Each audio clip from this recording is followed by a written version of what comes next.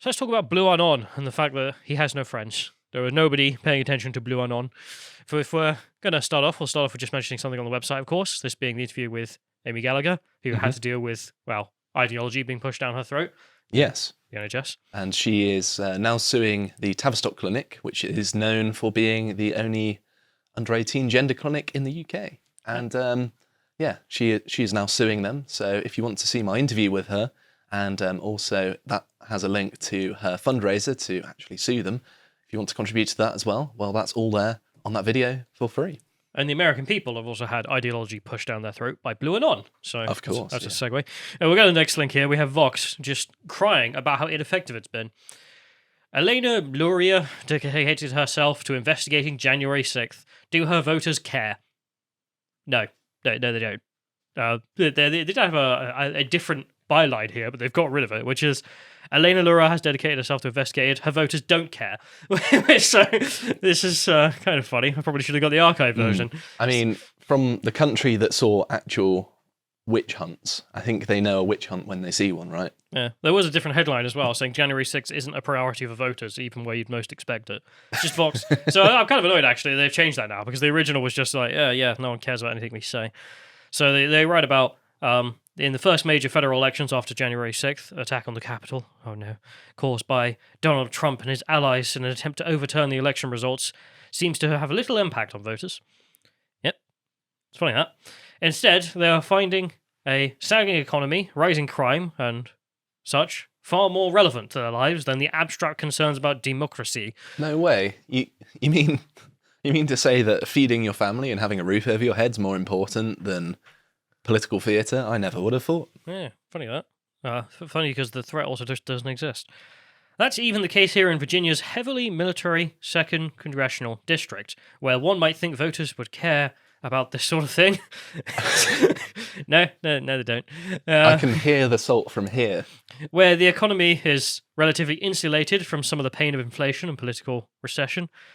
That insulation isn't protecting the two-term incumbent, Democrat Elena Luria, who, from an uphill re-election fight, Luria is on the January 6th committee and has played a visible role in the national televised hearings about the Capitol and the attacks on it. In many ways, the race is playing out like most of the competitor races in this cycle, which is nobody cares about your narrative. Luria is running ads touting her accomplishments in Congress, emphasizing abortion in the aftermath of the Dobbs decision, while her opponent, Senator Jen Kiggins, focuses on the economy struggles and ties to Luria and Nancy Pelosi as a party-line Democrat. However, the attack on the Capitol plays more of a role in this race than it does in other because of the combination of Laura's service on the committee of January 6th and the hope it might issue some resonating responses with voters with ties to the military, which it don't. And also, it's a really stupid idea. Like, you made the military sleep on concrete in response to January 6th. Funnily enough, I don't think they like you. Didn't they get served actually out-of-date food as well? Yes, and gave them food poisoning. Yeah, I don't think bringing this back up was is a good point. Vox, right, it isn't resonating with voters. Funny that. A recent poll in the district had her tied with her Republican candidate against her, 45-45. So, yeah, all your screeching about January 6th isn't resonating with voters. I'm so sad for you. This whole article is just resentful at normal people for not swallowing their ideology. It's so bizarre. And also, is this article getting declared on Luria's campaign spending? Because they're about as sycophantic as they can possibly be. Yeah, it's a leftist outlet sucking her. Well, she doesn't have a D, but they're sucking her D. You never know with Democrats these days. Yeah, to find what a woman is. Sorry, I forgot about that. Anyway, so they asked the Republican. The Republican said, of all the doors we've knocked on, we never hear complaints about January 6th. We hear economy, economy, economy. Yeah, funny that. In response to the follow-up, the Republican candidate responded, Joe Biden is the president. He's destroying the country. We say it every time. Said it just a couple of days ago in the debate. So they're trying to play out that like she's not accepting the reality that Joe Biden's doing all this to the American people. It's like, no, that's kind of the campaigning point. That Joe Biden is awful. Kind of a pretty solid campaigning point. Yeah, it's a pretty easy campaign. You can just say, you could just go up to a microphone and just say, Joe Biden, that's all, and sit down again. And you'd be like, Rounds of applause. Yeah, there's another paragraph where they just mention that all the voters they spoke to, no one cares. So, yeah, okay. In a recent national poll conducted by the New York Times, only 8% of voters gave a crap about the state of democracy, is how they phrased it. Was that the specific phrase given in the poll? Yeah, they didn't even get to January 6th, so that would have been even lower. 44% picked inflation and economy. Laurier pushed back poignantly when asked about the fact that voters don't care. Which is a weird thing to do as a politician. I'm just tired of answering this question, he said.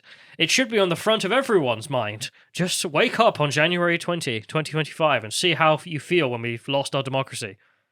We won't. And also, there's a very bitter stance to take. Like, none of my voters care. I'm just going to spit in their face and be like, well, you should. Like, but they don't. I'm going to make you care, and then you're going to vote for me. Yeah, that's a good campaign. Good luck. I mean, wasn't it Bill Clinton, of all people, who said it's the economy, stupid? Yeah, which, things have changed. There are more important things than just the economy. That's not wrong. But political theatre ain't one of them. She was not shying away from the topic when she spoke to the media. She made it the focus of her closing television ad. I enjoy being BlueAnon. This fringe lunatic that no one's going to speak to. We have more from this as well. Slate also ran an article complaining about this. The midterms are not about January 6th, mostly. You need a tool. Earlier this month, Representative Liz Cheney closed out the January 6th committee hearings by saying that voters needed answers about that day. It was all filmed. What are you talking about? As if this is... I think people are sick of hearing about it, to be honest. So that we can protect our republic. Our republic, says Liz Cheney. Who did she mean by our? Over the next few weeks, she followed up this speech with endorsements of Democratic candidates for the statewide national administrative positions elections. Boy, oh boy, I love this Republican Liz Cheney. Closes out her position by endorsing Democrats across the country. Yeah, it's funny. This is the point, which is that these types of Republicans and Democrats have more in common with each other than their own voter bases.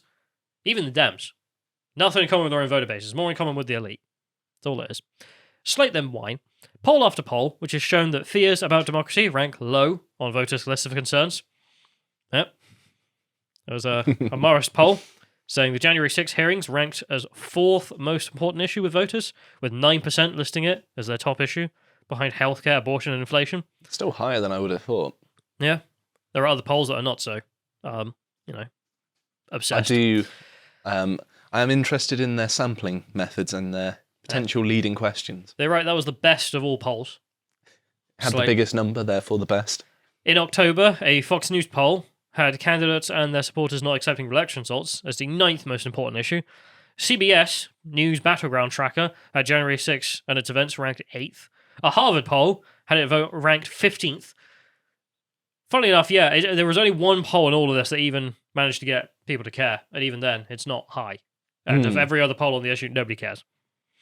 Speaking of which, how does this play out just in the public? There was this guy, he went on a debate panel, and he just decided to claim that on January 6th, an officer was killed. He was beaten to death by the protesters. It didn't happen. Died of a heart attack. Not related to the protests. In which case, the whole crowd here boos him immediately, and he looks a retard. I think you see him there getting irritated. Everyone booing him. Well done, Fox News crowd. Yeah. And he's just like, yeah, well, I saw it. We all saw the footage. And it was like, yeah, nobody died in the footage. Except the protester, who was shot to death by the Secret Service. Wasn't it 5 protesters died? I think only one. Well, some died of like medical stuff. One died of being trampled. Sure, but if we're going to say like who's directly died... He was killed by someone else's hands, deliberately so. Actually bad sure. That's it. Absolutely. So, there you have it. We also get the fact that they're quite upset about what the Republicans are doing, because their campaign isn't working, of trying to feed you BS. So the Republicans are running ads in real time talking about anti-white racism. This upset a few people. Very good. We have this guy here, who's upset. This is the real commercial running in Georgia. Racist, co-opting racism. No, just pointing out racism exists. That's a new one. Make sure you get your vote out in Georgia. What is this ad? Maybe it's Klan footage or something. I don't know. I feel like, well, I was going to say racists don't tend to complain about racism, but then I realised that that's kind of the entire modus operandi of the entire left. BLM, sweating. Let's play the advert. Let's have a look. When did racism against white people become okay? Joe Biden put white people last in line for COVID relief funds. Kamala Harris said disaster aid should go to non-white citizens first. Liberal politicians block access to medicine based on skin color. Progressive corporations, airlines, universities all openly discriminate against white Americans. Racism is always wrong. The left's anti-white bigotry must stop. We are all entitled to equal treatment under law. America First Legal paid for this ad. That's an amazing ad. You're a genius whoever put that up. Because There's nothing wrong with it. no, number one, every single example is sourced. So you can't even say it's not true. It's like, yeah, it is. Yeah, we all know it. But even if you deny it, like, I've got the source. It's not even, do trust me, like most BLM ads. But There's so many sources for it as well. I mean, you could just give them a full menu. Just like, yeah, pick the one that you agree with. Go on. But the message, racism bad. Racism also bad against white people. And of course, the left can't stand for that. They have to denounce that message. And say, okay, for regular people, that's not going to be very popular. To be like, no, racism against white people is good. I mean, remember, there are actually quite a lot of white people that vote. I don't know, maybe one or two, something like that.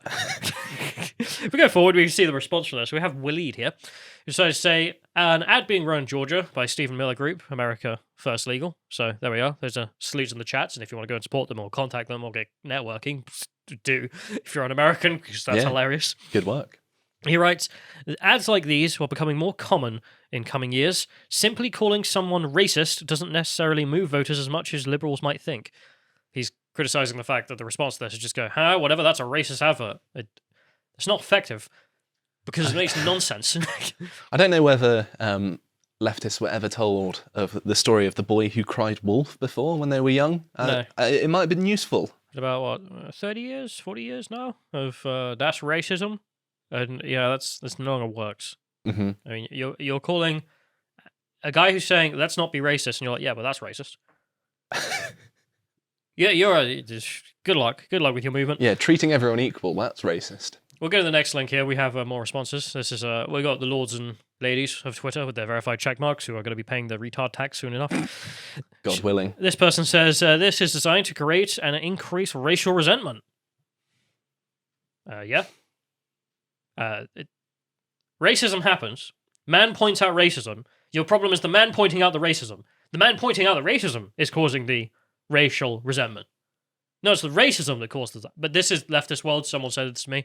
Totally right. To be fair, their complaint is never the racism. It's the people pointing out the left are bad. That's the only complaint. Sorry, what you say? Pretty much what Black Lives Matter do, isn't it? Yes. Except they don't actually have racism to point to. They're just like, yeah, don't you know that we're being treated as, citizens? Not How dare you arrest our criminals? special princesses who didn't do nothing. It's being used it's being used for fear. Yep. And to motivate white voters. Yeah. White people should fear being racially discriminated against and probably should go and vote against that. What a weird complaint. There is no other interpretation. No, there isn't. You're absolutely right. The white people shouldn't stand for being discriminated against. Remember that they hear daily that this is their nation, but it's being taken away from them. That is the reinforcing message. It's like, this is my nation, in which I am a citizen, to be treated fairly, but I'm not, so maybe I should do something about that and take the nation back. This is very based. I just love how all the criticisms with this. Don't you know that they're trying to tell white people that they should probably not stand for being second-class citizens? Mask off. Just complete mask off. This is how you should live. This is for a white lady as well. Amazing. This is a peak Twitter checkmark moment, isn't it? Yeah. We'll go forward because there's more checkmarks saying the same thing. There's a very good chance we're going to see these kind of racist ads more often. We're against discrimination. You racist. Yeah. Not only because we live in a time where dog whistles are being foghorned into foghorns. So there's no dog whistle or foghorn. It's just, don't you know racism is bad? And you got upset. You took that personally. Because these ads can influence elections, he writes. That's their point. Yeah. If you're running an election ad, believe it or not, it's meant to influence the election. But he's complaining that it's effective. Because I preferred it when Republicans ran ineffective ads that didn't call out the left, but now they are. I'm upset. What? Cry, Robert. What's I don't wrong care. with these people? They're upset that the Republicans are fighting back. They're not allowed to do that. Anyway, move forward. There's more check marks. If this BS wins, America is done. Holy crap. KKK on full display. No. Oh my god. Bloat blue, please. Okay. Someone's riled. That's all I'm getting out of that. It's KKK to point out that discriminating against whites is bad. for white people, it's a bad thing. I mean, disadvantaging people because of the colour of their skin, an immutable characteristic they can't change. Yeah, Sounds good to me. There's one more from here. This disgusting trash should make true patriots throw up. True patriots oppress white people. That is what true patriots do. What an embarrassment this person. I don't know anything about this person. Presumably they were some GOP member who clearly shouldn't have been in the GOP. Glad you're gone. You're disgusting. What the hell's wrong with you? Like, no, the right thing to do to be a real patriot is to oppress white people. What are you a patriot for? You're a patriot for intersectionalism. You literally want white people to be oppressed. Okay. We have one more here from this organization. They're complaining about this. Click on the left one. We can see the fact that they're pointing out that, well, Joe Biden, racist, and racism bad. The person is very upset about this who's posting about it, not like, maybe he's got a point. Joe Biden and left-wing officials are engaged in widespread racial discrimination against white and Asian Americans, even though it's against the law. Yeah, they are. Again, reality, not looking good for the left. And this person is upset that they're pointing that out. What they're doing is unconstitutional as well. So you could also point to that. Just like, yes, this discrimination, even if you deny it's happening or not, it's still unconstitutional. So being against it, is part of being an American, isn't it? No, being an American is being an intersectional. With praising Kimberly Crenshaw's ideas. You worship a flag with stripes on, but no stars. That's the problem. If you go back to the person's text on this, because this, again, is amazing. Haven't seen this before. Mail from Stephen Miller's legal group attacking Biden affirmative action, blasting him for various corporate diversity policies. Whites and Asians need not apply. That's a diversity policy, is it? Yeah, it is. That is how you see the world. I mean, we're well aware of this, but making the normies more aware of it is good. Trying to do some messaging before the SCOTUS oral arguments, apparently. No, they're trying to educate the public on how awful you are. And it's working, which is why you're upset. I'm very proud about all of this. Good job, Stephen Miller. And BlueAnon, not very happy because none of their messaging works. They're not making any friends, and they're crying about it. So let's enjoy the tears. If you appreciated that segment from the podcast of the Lotus Eaters, you can go to lotuseaters.com to get access to all the premium content we have on the site, such as the Contemplation series, this episode obviously being a Halloween special. If you'd like to find out what else we're putting out, you can follow us on Getter at lotuseaters_com on Getter. Thank you and goodbye.